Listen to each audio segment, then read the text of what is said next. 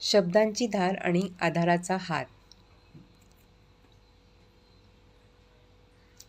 राजीनामा दे आणि आत्ताच्या आत्ता इथून निघून जा. सदानंद यांच्या केबिनमधून आलेल्या या ओरडण्याने संपूर्ण ऑफिस शांत झाले.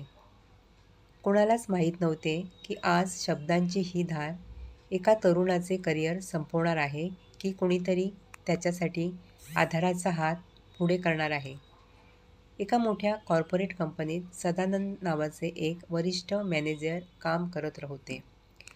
कामाच्या बाबतीत ते अत्यंत शिस्तप्रिय, हुशार आणि काटेकोर होते, पण स्वभावाने मात्र खूप कडक आणि बोलण्यात प्रचंड फटकळ होते.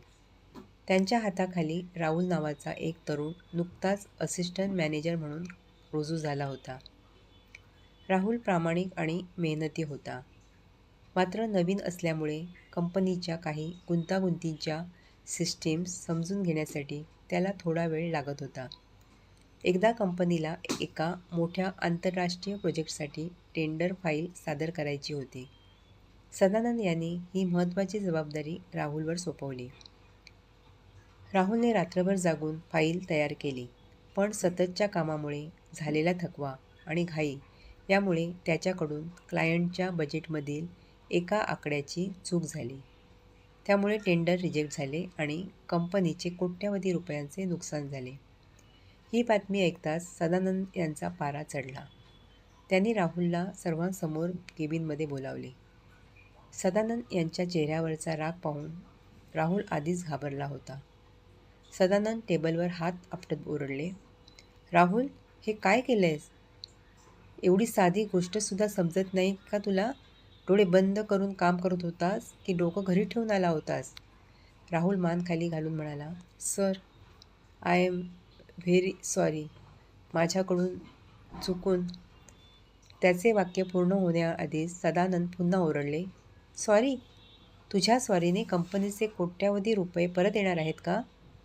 अशा चुका करणाऱ्या लोकांची या कंपनीला अजिबात गरज नाही. राहुलच्या डोळ्यात अश्रू आले. सदानंद पुढे म्हणाले, तुझा हा नाकर्तेपणा मी सहन करणार नाही. आत्ताच्या आत्ता तुझा राजीनामा माझ्या टेबलवर ठेव आणि इथून निघून जा. सदानंदचे हे शब्द धारदार शस्त्रासारखे राहुलच्या मनाला आरपार कापून गेले. तो काही न बोलता केबिनमधून बाहेर पडला. त्याच्या डोळ्यात अश्रू होते आणि मनात एकच विचार होता, कदाचित मी या नोकरीसाठी लायकच नाही. त्याचा आत्मविश्वास पूर्णपणे ढासळला होता. तो आपले सामान गोळा करू लागला. हे सर्व कंपनीतील सर्वात ज्येष्ठ सल्लागार आणि चेअरमनचे विश्वासू सहकारी मानले जाणारे आनंदराव पाहत होते. आनंदरावांनी आयुष्यात अनेक चढउतार पाहिले होते, त्यामुळे माणसांची पारख त्यांना अचूक होती. ते शांतपणे सदानंद यांच्या केबिनमध्ये गेले आणि त्यांच्यासमोर पाण्याचा ग्लास ठेवला. सदानंदजी, आधी पाणी घ्या आणि थोडं शांत व्हा. सदानंद अजूनही रागात होते. आनंदराव, मी शांत कसा राहू? त्याच्यामुळे कंपनीचं किती मोठं नुकसान झालं आहे हे तुम्हाला माहीत आहे? आनंदराव शांतपणे म्हणाले, हो, राहुलकडून मोठी चूक झाली आहे. नुकसानही मोठं आहे.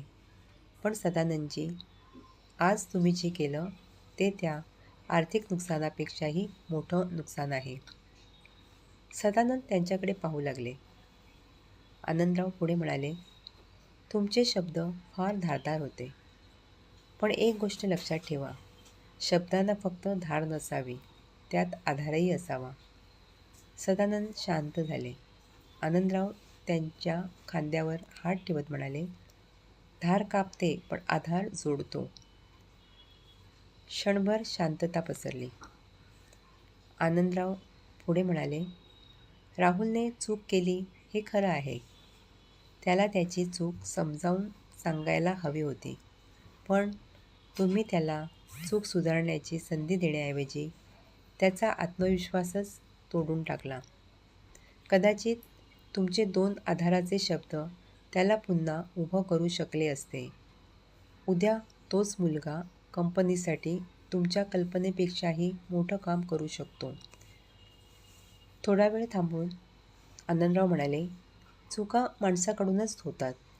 सदानंदजी, पण एखाद्या माणसाची चूक सुधारून त्याला पुन्हा उभं करणं हेच खऱ्या लीडरचं लक्षण असतं. हे शब्द सदानंद यांच्या मनाला खोलवर भिडले. त्यांना स्वतःचा भूतकाळ आठवला. तेही कधी काळी नवीन होते. त्यांच्याकडूनही चुका झाल्या होत्या. पण त्यांच्या वरिष्ठांनी त्यांना अपमानित करण्याऐवजी समजून घेतले होते, मार्गदर्शन केले होते आणि पुन्हा संधी दिली होती. सदानंद यांच्या डोळ्यासमोर राहुल अश्रूंनी भरलेला चेहरा आला. त्यांना जाणवलं, मी राहुलची चूक सुधारण्यापेक्षा त्याचं मनच तोडलं. त्यांच्या मनात पश्चाताप निर्माण झाला. ते तातडीने केबिनमधून बाहेर आले. राहुल आपली बॅग घेऊन ऑफिसच्या दरवाजातून बाहेर पडणारच होता. अचानक मागून आवाज आला, राहुल थांब. राहुल दचकून मागे वळला. त्याला वाटले सर अजून काहीतरी सुनावणार. पण यावेळी सदानंद यांच्या चेहऱ्यावर राग नव्हता.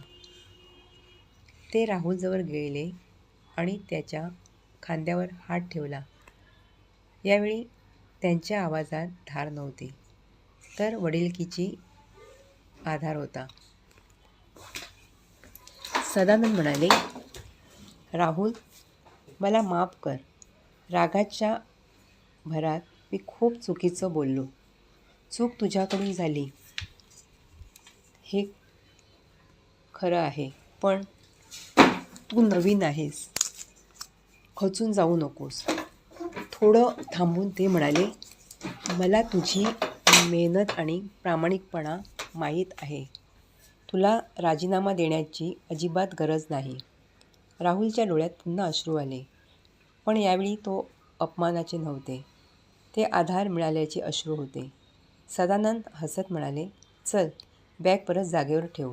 आपण दोघं मिळून त्या क्लायंटला पुन्हा भेटू, नवीन प्रपोजल तयार करू आणि ही चूक कशी सुधारता येईल ते पाहू. राहुलकडे पाहत ते म्हणाले, काळजी करू नकोस. मी तुझ्या पाठीशी आहे.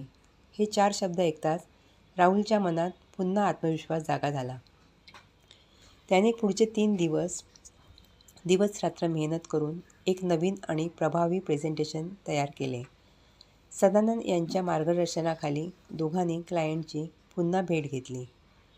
यावेळी राहुलने मांडलेल्या नवीन कल्पनांनी क्लायंट इतका प्रभावित झाला की त्यांनी कंपनीला आधीच्या प्रोजेक्टपेक्षाही मोठे टेंडर दिले. सदानंद राहुलकडे पाहून मनात म्हणाले, त्या दिवशी मी त्याला एक संधी नाकारली असती तर आज कंपनीने ही मोठी संधी गमावली असती.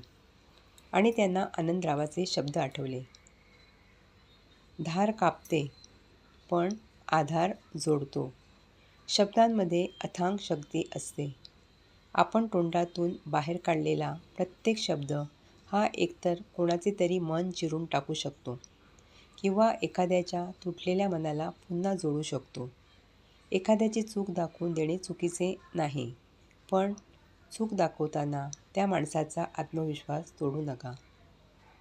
कारण कधीकधी एखाद्याला मोठ्या भाषणाची गरज नसते. फक्त 2 आधाराचे शब्द पुरेसे असतात. चूक झाली आहे, पण काळजी करू नकोस. मी तुझ्या पाठीशी आहे. म्हणून आयुष्यात कितीही कठीण प्रसंग आला, समोरच्या व्यक्तीकडून कितीही मोठी चूक झाली तरी शब्दांचा धार बनून माणसं आणि त्यांची स्वप्न कापण्यापेक्षा शब्दांचा आधार बनून कोणाचे तरी आयुष्य जोडायला शिका. कारण धार निर्माण करणं सोपं असतं, पण आधार बनून एखाद्याला पुन्हा उभं करणं यातच खऱ्या माणुसकीचे सार्थक असतं. तुम्हाला कथा आवडली असेल तर कृपया चॅनेल सबस्क्राईब करा. बेल आयकॉन दाबा, त्यामुळे नवीन कथा तुम्हाला मिळत राहतील. आणि कॉमेंटमध्ये नक्कीच सांगा तुम्हाला ही कथा कशी वाटली. कुटुंबीय आणि मित्रांसोबत शेअर करायला विसरू नका. धन्यवाद.